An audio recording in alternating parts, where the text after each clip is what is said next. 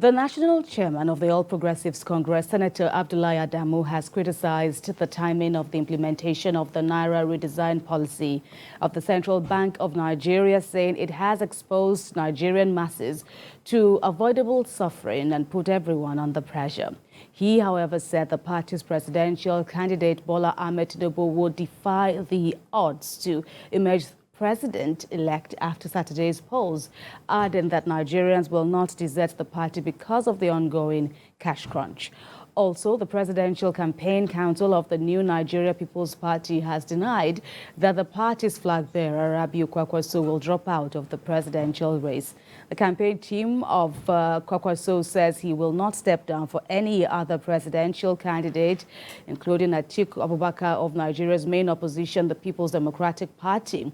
And in his widely watched interview last month, Mr. Abubakar told the BBC Hausa that he is discussing with Kwakwaso and that it is possible that the former Kano State governor steps down for him in the presidential race. So these two topics rolled up into one are what we'll be discussing this first leg of Journalists Hangout today.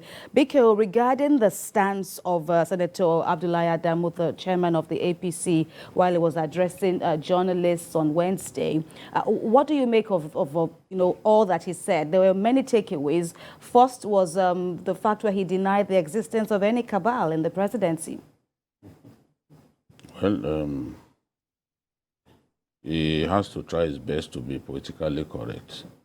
In every government, there are people you call the kitchen cabinet.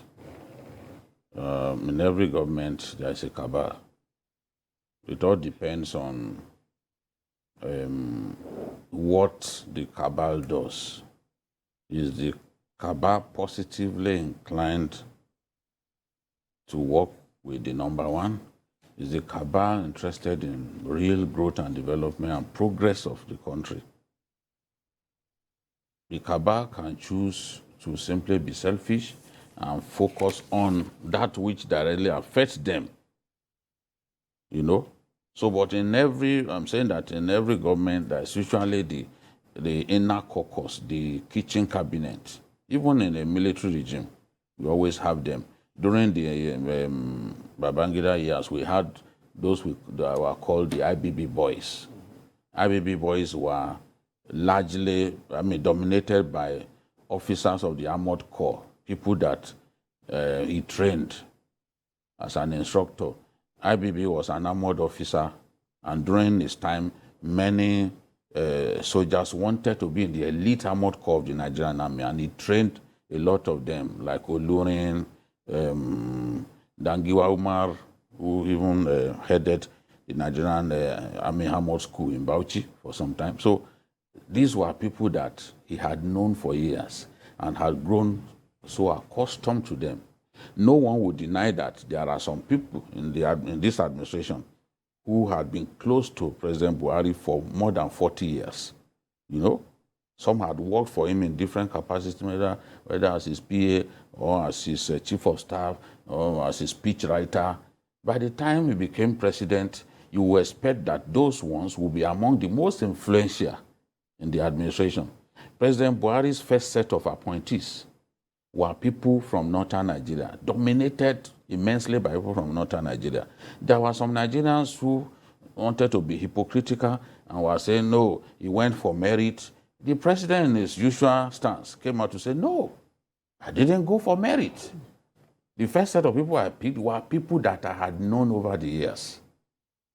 In subsequent appointments, he would then ask to be given suggestions and all that, because he wasn't also the sort of person, he wasn't the very sociable kind of person. To the point that you can say, oh, he had people all over the country, he had friends all over the country, he had so many friends in the southwest, in the southeast. No, he wasn't that kind of person. So at some point, he had to also rely on input from other people so that he can find some of the right people to work with him. Some of the people who later even became ministers were not people that he had met before.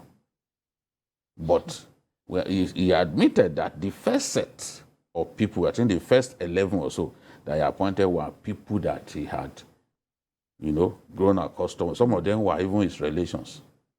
Like he's the head of protocol, for example, the guy you see always behind him that usually ensures that the chair is well positioned for him to sit.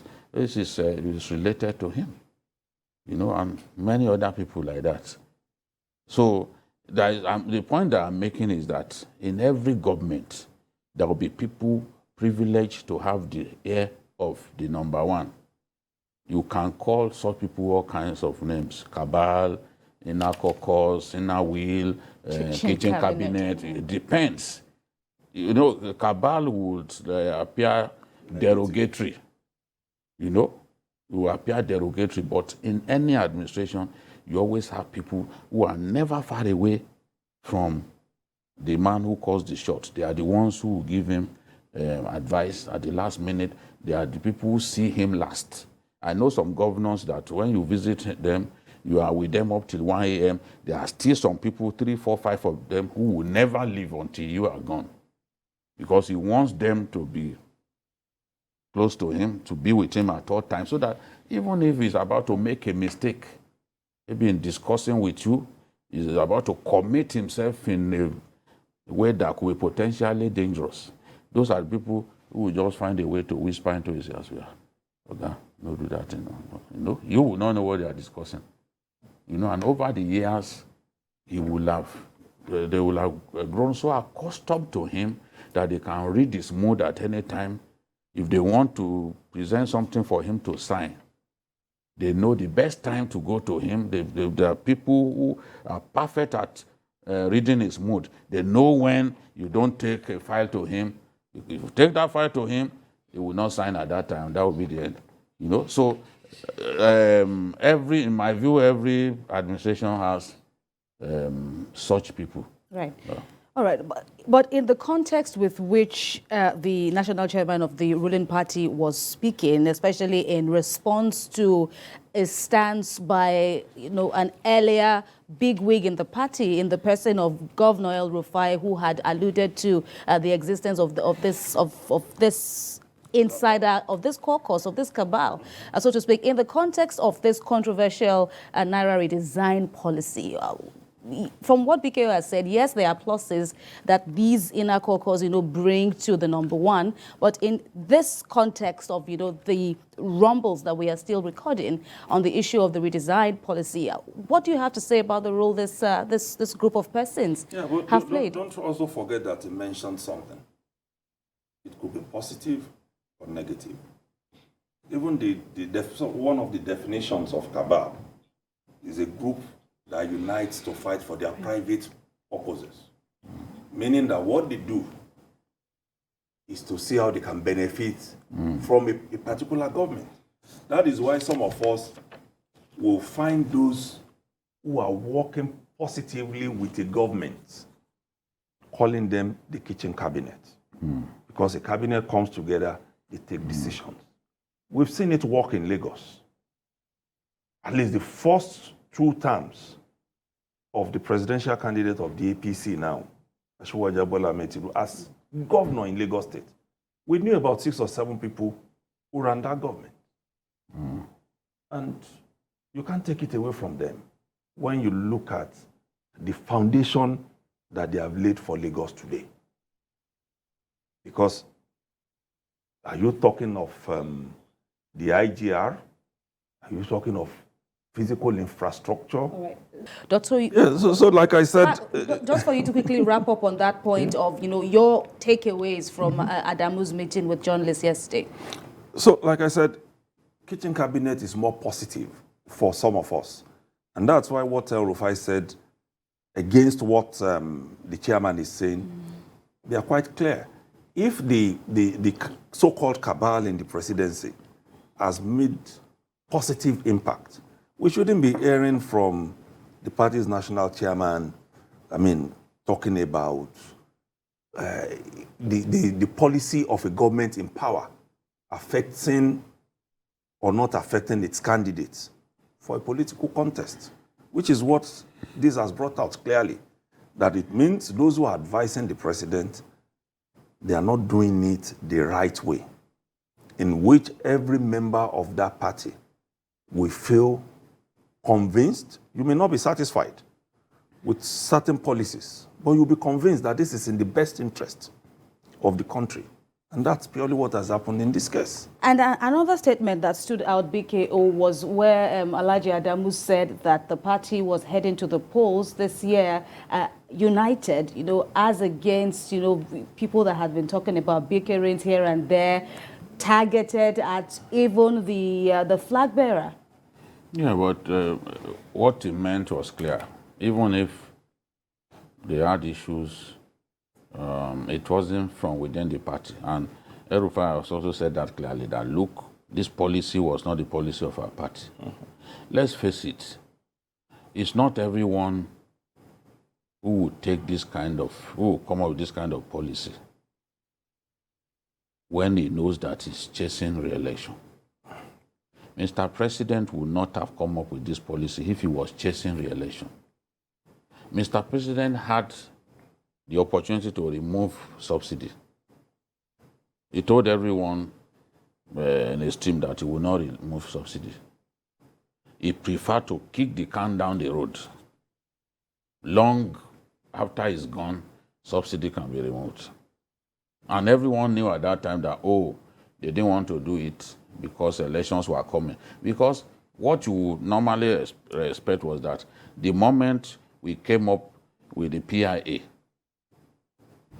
which is revolutionary for that sector, everyone had wanted it for years, more than 20 years, we were chasing this thing. You would think that the moment we achieve that, we will move into the post-subsidy era. But Mr. President then said, okay, this PIA, this law, would take effect, not immediately, pushed it. Because to remove subsidy and go into an election with the pains on the faces of people, of course you know that they will teach you a lesson. Even what Jonathan did back then when he removed the subsidy partially, people still punished him for it in 2015 because they felt it was insensitive. People had just come back from home, Christmas break, and then you did this. So that is the thing. It's the timing was wrong. It's not as if the policy is in itself bad. The timing was wrong, and the implementation is terrible. It's shambolic, no doubt about it. You can see Nigerians are now buying their own currency from people. I have a friend who bought 200,000 Naira for 240,000, paid premium of 40,000 on top of it. All kinds of, it's nonsense. Honestly, it's really nonsensical. So, but he's saying, look, our candidate will win in spite of that because they found a way to appeal to the viewers that, look, it is not the fault of these ones. Some people misled the president. And I think that many voters, especially in the North, believe that if Asiwaju Tinubu wins the election, this policy will be reversed. So that's also helping the party. I'm sure that's why he's confident that in spite of it, that their candidate can win the election.